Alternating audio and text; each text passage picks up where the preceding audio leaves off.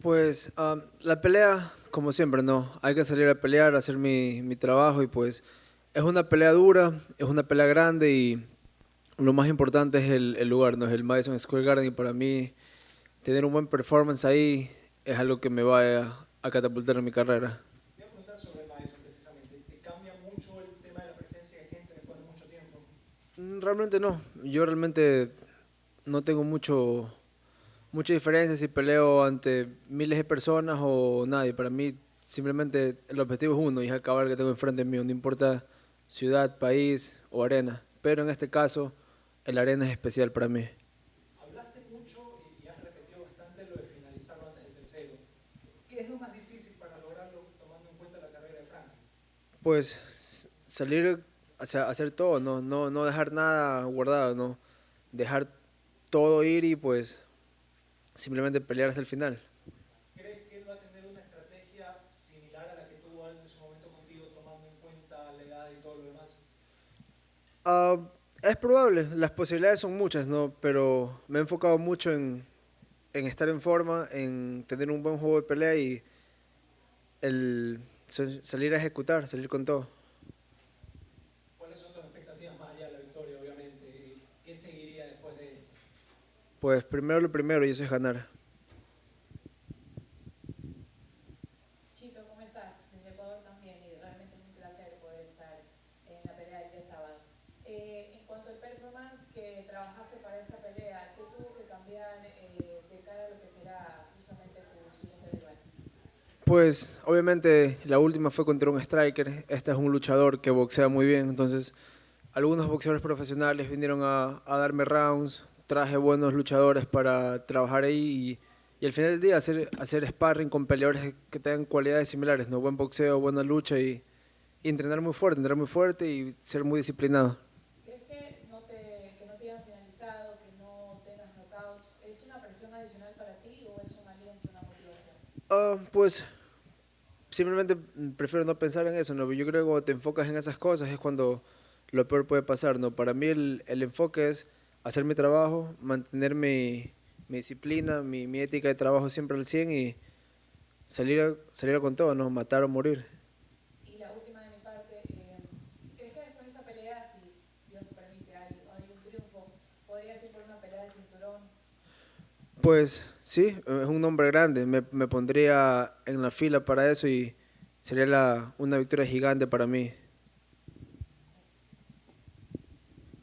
Cheetah, obviously a huge fight here. Frankie Edgar, legend of the sport, and you're obviously starting to get more and more of these kind of names and everything. Does that give you confidence and just show that you're kind of getting to the point in your career, I imagine, where you've been thinking about and wanting to be for a very long time? 100%. I feel that that title dream, that putting that belt around my waist is just a matter of time. It's about these fights. It's winning the right fights and putting on performances. Like I don't think the UFC is looking for you know almost a win. They're looking for shocking performances, and that's what I've been doing in my career. That's what I know I can do, and I fought the who's of the division. I'm right there, and then I had setbacks. I lost fights before, but I saw those fights, and I'm like, I'm barely losing those fights, and some of them I really don't even lose them. So it's like adjustments have been made in order to get past those fights, and the technique is there, the gas tank has been always there. Like I can go forever, I can push the pace, I can be in the fire, and it's just a matter of time before I get that belt on my waist, put it on. And Frankie, obviously, he has the most fight time of anyone in UFC history, and that's kind of a two-sided coin, right? He has all the experience in the world. I'm sure there's not much you can do in there that he hasn't seen to some degree, but also it's a lot of damage, a lot of minutes, and everything. Where do you kind of, I guess, sit on that side of it? Like, do you think he's a danger because of that, or do you see a vulnerable opponent? Well, he's been in both sides. He have all the time, but he also have all the damage. At the end of the day, I cannot expect him to just fall with one punch because if I go with that mental game, he might take it and then what? Then you're lost because then your biggest weapon, one punch didn't work, right? So I see this fight playing on my head like, dirty, bloody, hard, and I'm ready for that. I know I can be there, so I'm not worried about that. And Saturday night, you guys will see a better me, and I said it and I will say it again. It won't go 3 rounds. And he obviously suffered a really bad knockout in the last fight against Sandhagen. Do you go in there and obviously, the goal is to hit him a lot in the fight period, but to try to maybe hit him with the shot early and kind of test where he's at, both reactionary and if he can just take those shots still? Those type of flashy KOs don't happen every fight. If you expect to win like that every single fight, it's just the wrong game plan. Those things happen sometimes, and it's beautiful to see something like that. That was a flashy knee, that was cool, but it just doesn't happen anymore. Like Sanhagen did that against Tilla and Peter, throw that same knee 100 times. It just, if that's your goal, if that's the game plan, it just don't work all the time. You have to fight, and for me, it's just going in there, fight him, make him pay for everything he tried to do, and put him out. And where do you think a win over a legend like Frankie Edgar puts you in this division? We have a title unification fight coming up. There's a lot of big names and contenders. Do you expect to be firmly in that conversation with a win here? Well, a win Saturday night would literally put me at number 8. That's like a door from the top 5. So I'm right there in line, And for me, it's just making a special fight, a special win, and it's Madison Square Garden. Like there's no opponent that can match that. They can, put me anybody. Just that arena alone is the biggest thing I ever had in my career. So I'm gonna make it happen in a fashion way. Marlon Vera, you said something just a few minutes ago about how the UFC doesn't want to fighters that win close fights, or like they might not have won these fights. And I think Jorge Masvidal said something similar. And then he took that time off, and then he came back, and he kind of reinvented his fighting style and his approach. Did you have to have that conversation with yourself, that maybe not just win the fight, but just go out there and just do damage and put the guy away? I think for myself, when I got signed to the UFC, I was 6-1. I had pretty decent competition outside in South America. I fought Brazilians, I fought a couple guys from Peru, I fought in different countries, but I don't think I was, I was UFC caliber, but I wasn't ready for that. I never trained in the US before that, and I think that's what I was learning on the job. Most guys that made it the way I made it, they don't last long in the UFC. They lost 3-4 in a row, they're gone. I was like kind of those losses that I had that when I look back, I was kind of lost. I was fighting my ass off. I was, I know I got balls and I was prepared for those fights, but I didn't have what I had now. Now I've been training in the US for 6 years already, so it's just different. It's a different level.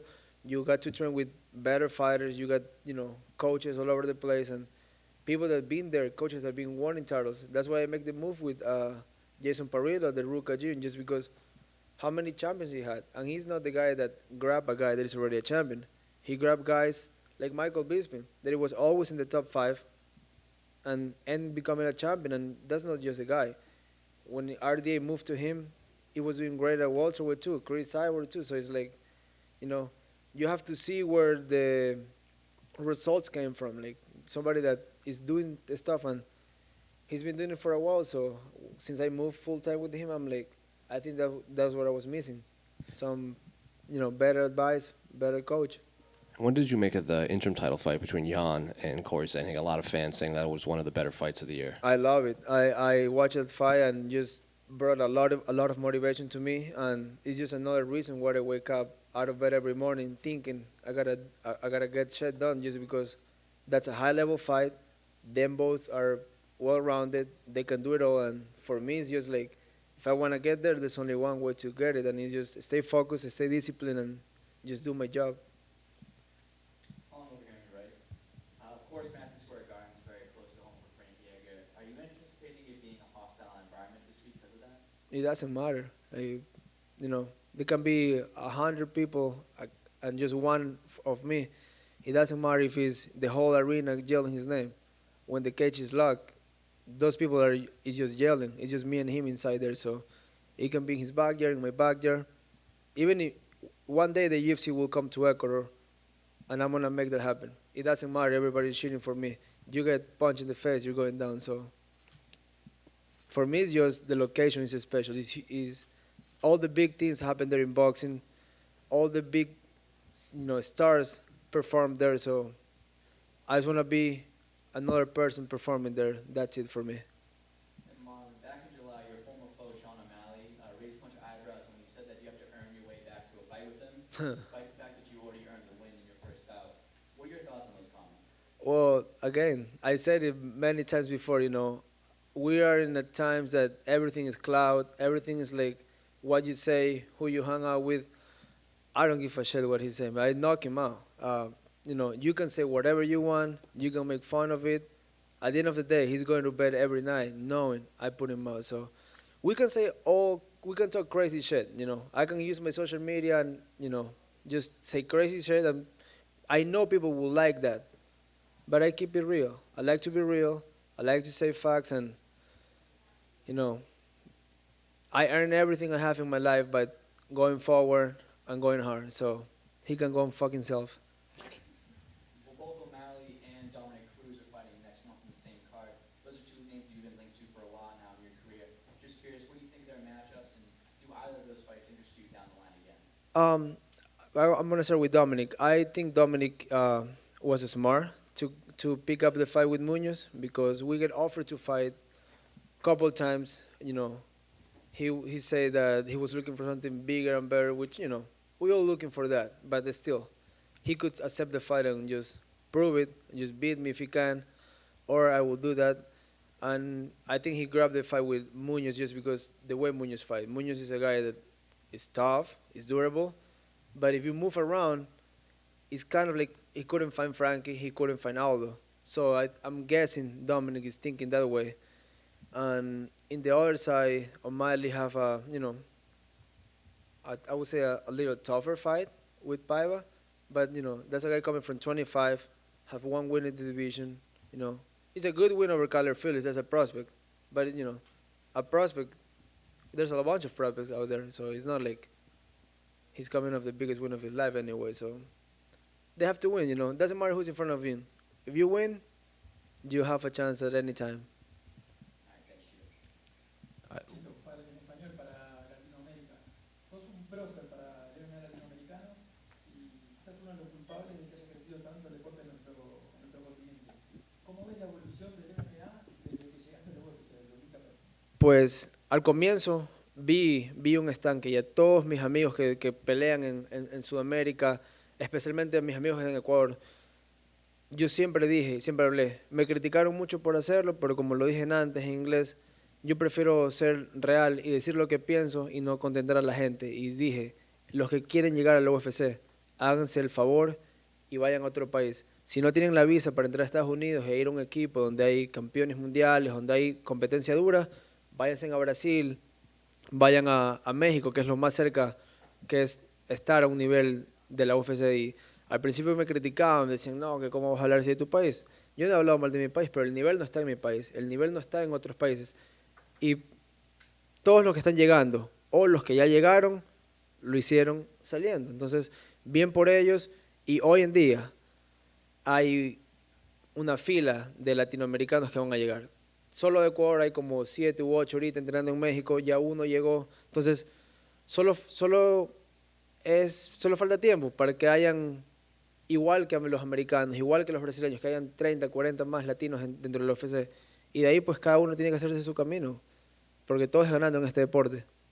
La última, ¿qué crees que falta para llevar la UFC a Ecuador, para tener tu evento allá? Pues yo cuando gané en Argentina lo pedí, dije que quería hacerlo, me dijeron que es una posibilidad, pero que están buscando primero ir a Chile, a Uruguay, que ya fueron. Entonces yo creo que solo falta seguir ganando y obviamente si llegasen a firmar a un par más de Ecuador, pues no habría por qué no hacerlo, ¿no? Tenemos arenas, tenemos lugares cerrados, hay arenas nuevas, entonces yo creo que solo falta tiempo, ¿no? Sin desesperarse, con paciencia y lo más importante, ganar, porque al que pierde no le dan nada. Entonces, esa la tengo clara. Hay que ganar y las cosas vienen. Gracias, brother. One question, sorry.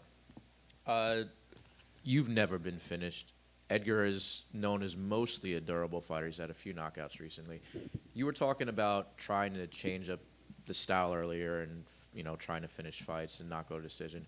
But it's entirely possible. Obviously, you go the full length. Has this camp had extra cardio with trying to make sure that gas is good and all that good stuff? Me personally, it doesn't matter if I'm fighting or not. I'm always running. I'm always doing endurance stuff. Either I'm surfing every day or I'm running every other day. But like conditioning wise, I'm always in the gym. I'm always lifting. I'm always taking care of my body. So by the time they call me for a fight, I can go 5 rounds, no problems. I don't let that go because, sometimes I take the gas out of sparring. I take care of my head. There's just many punches you can take before you just become a glass chin out here. So, but the conditioning is always there. I'm either mountain biking, running in the road, 13, 15 miles year round because that don't get me hurt. That just prepare me for camp. And by the time I enter camp, I don't need to be worried about like, oh, I get tired in the sparring. I just worry about little details like, let's work in defense, let's work in the middle of the cage, let's spar these specific people. So cardio won't be an issue for me. I can just go. That's all the time we have, guys. I'll have to cut it there. Thank you very much. Thank you guys. Appreciate you.